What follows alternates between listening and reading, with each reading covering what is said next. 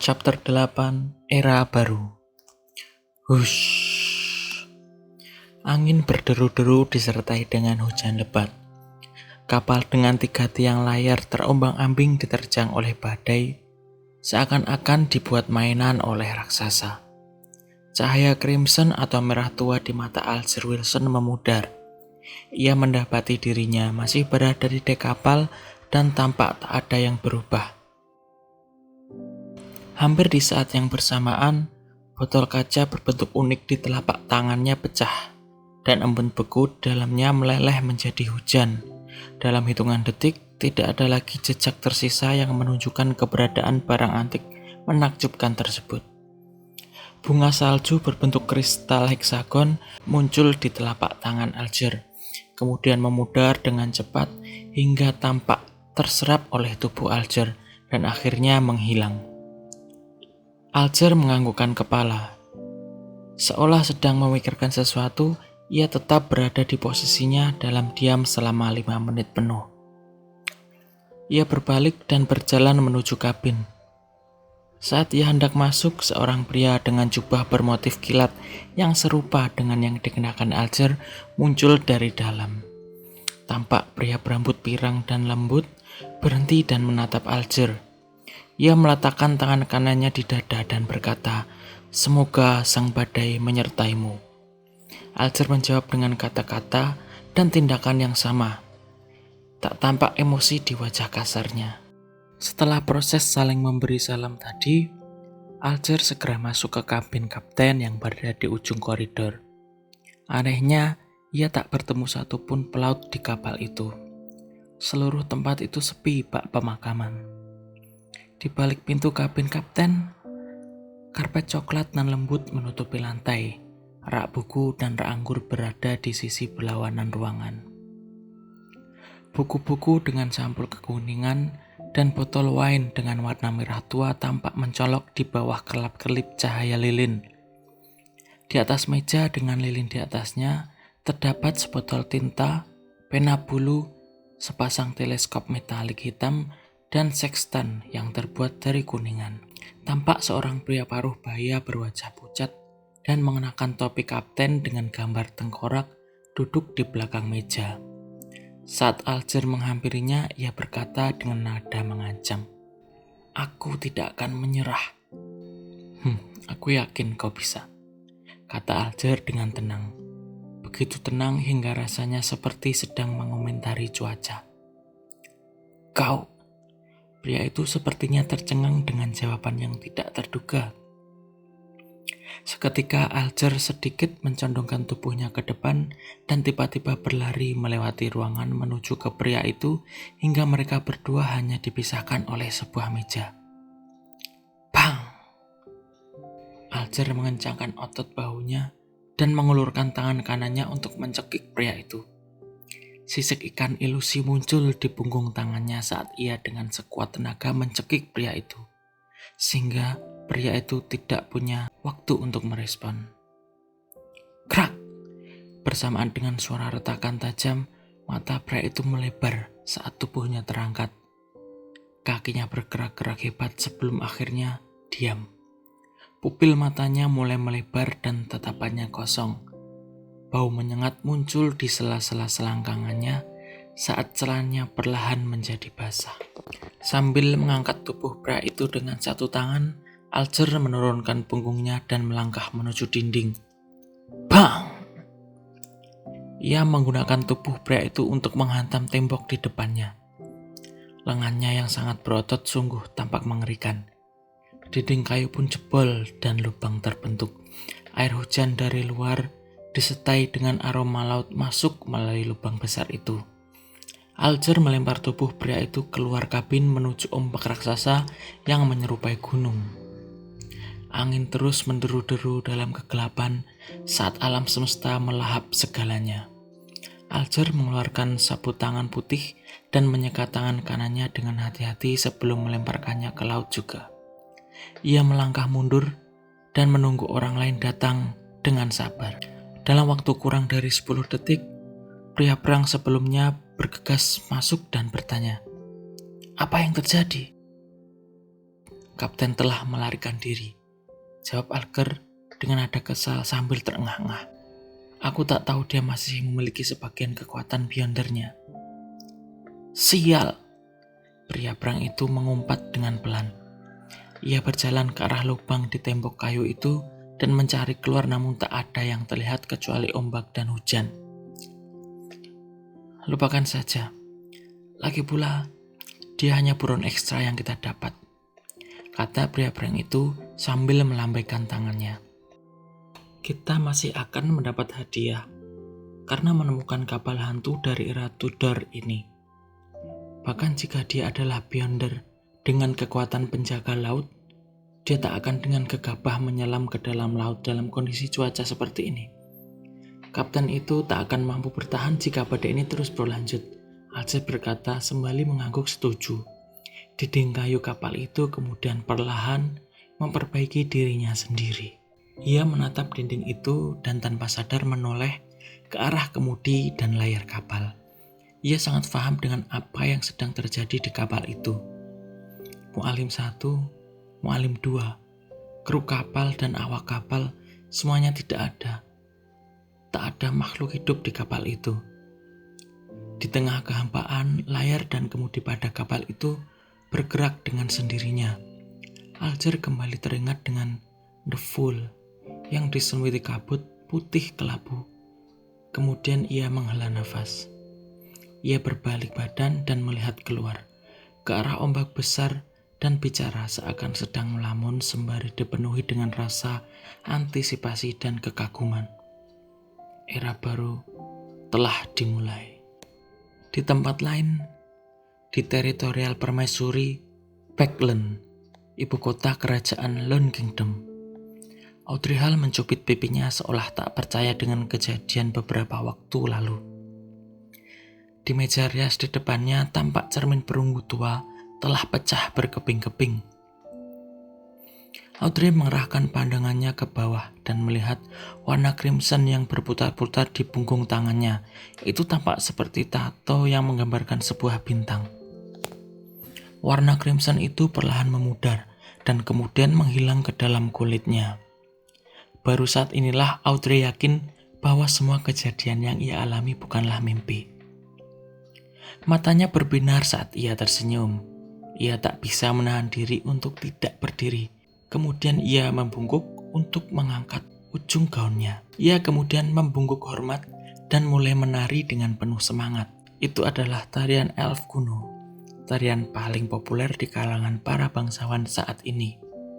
Ia menampakkan senyum yang cerah di wajahnya saat ia bergerak dengan sangat anggun. Kemudian, tok tok tok, seseorang tiba-tiba mengetuk pintu kamarnya. Siapa itu? Audrey dengan segera menghentikan tariannya dan bertanya sambil merapikan gaunnya agar terlihat lebih anggun. Nona, bolehkah saya masuk? Anda harus bersiap untuk upacaranya. Pelayan Audrey bertanya dari luar pintu. Audrey melihat ke cermin di meja rias dan dengan cepat menghapus senyuman dari wajahnya dan hanya menyisakan senyum tipis. Dia menjawab dengan lembut setelah ia memastikan semuanya rapi. Masuklah. Kenop pintu diputar, lalu Annie, pelayannya, mendorong pintu untuk masuk. Oh, ini pecah, kata Annie saat melihat kondisi cermin perunggu tua itu. Audrey berkedip dan berkata perlahan, Ya, Susi tadi ada di sini. Aku yakin kau tahu dia suka membuat kekacauan. Susi adalah seekor anjing Golden Retriever yang bukan merupakan ras murni. Susi adalah hadiah yang diberikan kepada ayahnya, Count Hall. Count adalah jabatan setara dengan gubernur yang diberikan oleh raja, atau bisa disebut gubernur kerajaan. Ketika dia membeli seekor anjing pemburu rubah, meski begitu Audrey menyukainya. Anda harus melatihnya dengan baik, kata Annie sambil mengambil pecahan cermin perunggu itu dengan cekatan dan hati-hati agar tidak melukai majikannya. Saat ia selesai membereskan, ia bertanya kepada Audrey sambil tersenyum. Gaun mana yang ingin Anda kenakan? Audrey berpikir sejenak dan menjawab, Aku suka gaun yang dirancang oleh Nyonya Genia untuk ulang tahunku yang ke-17. Tidak, tidak. Anda tidak boleh mengenakan gaun yang sama 2 kali ke acara formal. Nanti orang lain akan bergosip dan mempertanyakan kemampuan keuangan keluarga Hall, kata Ani sambil menggelengkan kepalanya karena tidak setuju. Tapi aku sangat menyukainya. Audrey bersikeras dengan cara yang lembut. Anda bisa memakainya di rumah atau saat menghadiri acara yang tidak terlalu formal. Tegas Ani mengisyaratkan hal itu tidak bisa ditawar. Kalau begitu, aku mau gaun yang ada desain teratai di sepanjang lengannya yang diberikan oleh Pak Sadis 2 hari yang lalu, kata Audrey sambil menghela nafas tanpa terlihat, sambil mempertahankan senyum manisnya. Selera Anda selalu bagus, kata Ani sambil melangkah mundur dan berteriak ke arah pintu. Ruang ganti ke-6. Lupakan saja. Aku akan mengambilnya sendiri. Para pelayan mulai bekerja. Gaun, aksesoris, alas kaki, topi, riasan, dan gaya rambut semuanya harus diperhatikan. Ketika Audrey hampir siap, Count Hall muncul di pintu dengan mengenakan rompi coklat tua. Ia mengenakan topi yang berwarna selaras dengan pakaian dan kumisnya yang menawan. Mata birunya dipenuhi dengan kegembiraan, tetapi otot-ototnya yang mengendur, pinggangnya yang melebar, dan kerutan di wajahnya jelas kontras dengan masa mudanya yang tampan. Permata paling indah di Backland, ini saatnya kita berangkat, kata Konhal sambil mengutuk pintu 2 kali.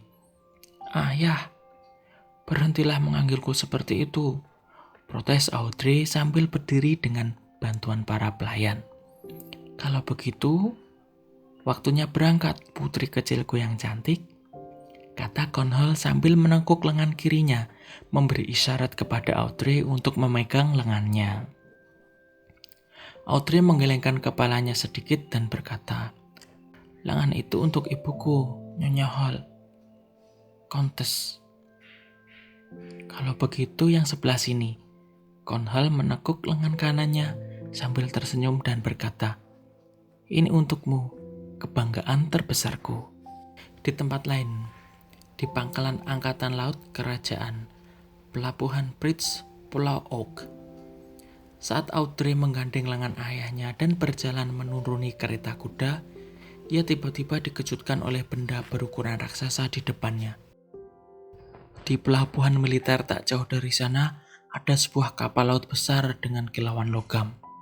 Kapal itu tak memiliki layar, hanya terdapat dek observatorium, 2 cerobong asap yang menjulang tinggi, dan 2 menara di ujung kapal.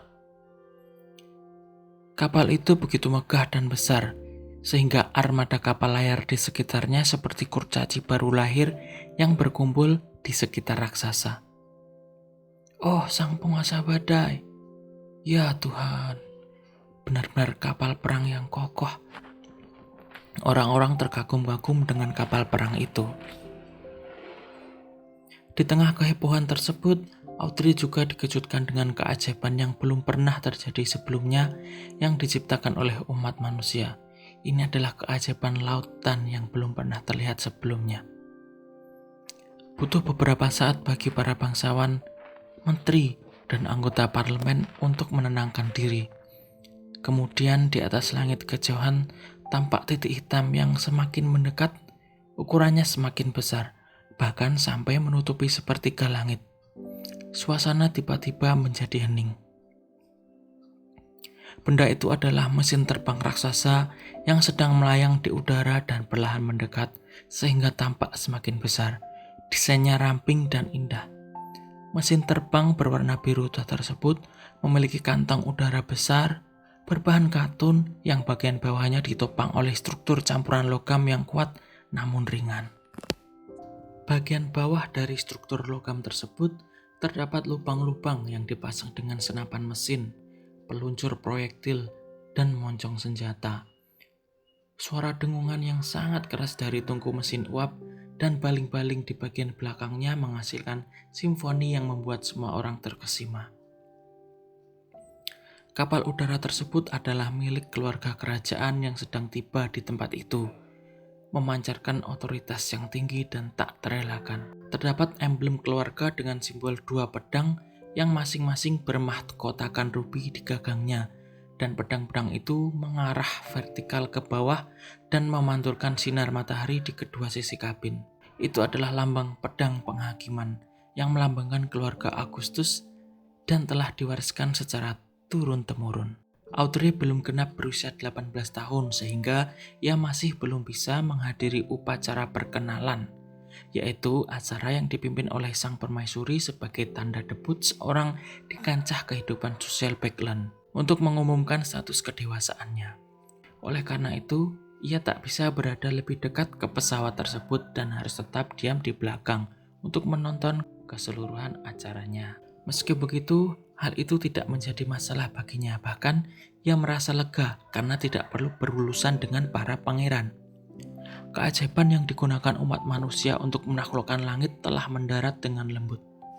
Yang pertama menuruni tangga kapal udara adalah para pengawal muda tampan yang mengenakan seragam upacara berwarna merah dengan celana panjang putih. Dihiasi medali, mereka membentuk dua barisan dengan senapan di tangan. Mereka sedang menunggu kemunculan Raja George III, ratunya, serta pangeran dan tuan putri. Ini bukan kali pertama Audrey bertemu dengan orang-orang penting, sehingga ia tidak menunjukkan minat sama sekali. Sebaliknya, ia memusatkan perhatiannya pada dua prajurit kavaleri lapis baja hitam seperti patung yang mengapit sang raja. Di era besi, Uap dan Meriam ini sungguh mengejutkan bahwa masih ada orang yang mengenakan baju besi lengkap, kalau logam yang dingin, dan helm hitam kusam menunjukkan keteguhan dan kewibawaan. Mungkinkah mereka adalah pasukan khusus paladin kerajaan? Audrey mengingat potongan obrolan antar orang dewasa yang ia dengar. Ia penasaran namun takut untuk terlalu dekat. Upacara dimulai dengan kedatangan keluarga kerajaan. Perdana Menteri saat ini, Lord Aguisit Negan, maju ke depan. Ia adalah anggota Partai Konservatif dan orang non-bangsawan kedua yang menjadi Perdana Menteri hingga saat ini. Ia diberi gelar Lord atas kontribusinya yang besar. Tentu saja Audrey tahu lebih banyak. Pendukung utama Partai Konservatif adalah Duke atau Adipati Negan saat ini, Palas Negan, yang merupakan saudara laki-laki Aguisit. Aguisit adalah seorang pria berusia 50 tahun lebih yang bertumbuh tinggi, kepalanya hampir botak dan memiliki tatapan yang tajam. Dia mengamati area tersebut sebelum kemudian berbicara. Hadirin sekalian, saya yakin Anda telah menyaksikan kapal perang lapis baja yang telah mengukir sejarah ini. Kapal ini memiliki dimensi 102 kali 21 meter, memiliki desain sisi kiri dan kanan yang luar biasa. Sabuk armornya memiliki ketebalan 457 mm, beratnya adalah 10.060 ton. Terdapat 4 meriam utama berukuran silinder 305 mm, 6 meriam yang dibekali kemampuan menembak beruntun, 12 meriam 6 pound, 18 mesin gun 6 barel, dan 4 peluncur torpedo. Kecepatannya bisa mencapai 16 knot. Ini akan menjadi hegemoni yang sesungguhnya. Kapal ini akan menaklukkan lautan. Kerumunan menjadi terpacu. Deskripsinya saja sudah cukup untuk menanamkan gambaran menakutkan di dalam diri mereka. Apalagi fakta bahwa benda menakutkan itu tepat berada di depan mata mereka. Aguisit tersenyum dan mengucapkan beberapa kalimat lagi sebelum memberi hormat kepada raja dan membuat permintaan. Yang mulia, berkenankah Anda memberi kapal ini sebuah nama? Karena kapal itu akan berlayar dari Pelabuhan Bridge, maka kapal itu harus diberi nama Bridge, jawab Raja George III. Ekspresinya menunjukkan kegembiraan. The Bridge, the Bridge. Kata-kata itu menyebar dari Menteri Angkatan Laut dan Laksamana Angkatan Laut Kerajaan ke seluruh prajurit dan perwira di Geladak. Mereka semua berseru serempak, "The Bridge!" Raja George III memerintahkan The Bridge berlayar untuk uji coba. Senjata pun dibunyikan untuk penghormatan, seraya kapal tersebut berlayar menuju lautan luas. Dan klakson kapal pun dibunyikan. Asap tebal keluar dari cerobong asap. Suara mesin terdengar samar-samar di bawah suara klakson kapal. Benda raksasa itu berangkat dari pelabuhan. Semua orang terkejut ketika 2 meriam utama di haluan kapal ditembakkan ke pulau tak berpenghuni yang dilewatinya. Boom! Boom! Boom! Tanah berguncang dan debu-debu melambung ke langit. Gelombang kejut menyebar menghasilkan gelombang di laut. Puas, Agoesit kembali ke kerumunan dan mengumumkan, mulai hari ini, hari kiamat akan menimpa 7 bajak laut yang menyebut diri mereka Laksamana dan 4 bajak laut yang menyebut diri mereka Raja. Mereka akan gemetar ketakutan. Ini adalah akhir dari era mereka. Hanya kapal perang lapis baja yang akan berkeliaran di lautan. Tak peduli apakah para perompak itu memiliki kekuatan Beyonder, kapal hantu, atau kapal terkutuk sekalipun. Sekretaris utama Agoesit dengan sengaja bertanya, apakah para bajak laut itu tidak bisa membuat kapal lapis baja mereka sendiri? Beberapa bangsawan dan anggota parlemen mengangguk, merasa kemungkinan seperti itu tidak bisa dihindari. Agoesit seketika tersenyum dan menggeleng pelan sambil menjawab, tidak mungkin. Itu tidak akan mungkin terjadi. Membangun kapal perang lapis baja kita yang kokoh ini memerlukan 3 amalgamator batubara dan baja yang besar. Lebih dari 20 pabrik baja, 60 ilmuwan dan insinyur senior dari Akademi Backland Cannon and Paris Neutral Academy, 2 galangan kapal kerajaan, hampir 100 pabrik suku cadang, sebuah angkatan laut, komite pembuatan kapal, kabinet, raja yang gigih dengan pandangan yang jauh ke depan, dan negara besar dengan produksi baja tahunan sebesar 12 juta ton. Para perompak tidak akan pernah mampu membuatnya. Setelah mengatakan itu, ia berhenti bicara sejenak, lalu mengangkat tangannya, kemudian berteriak dengan lantang, hadirin sekalian, era baru kapal perang dan meriam telah tiba di hadapan kita. Chapter 8 selesai.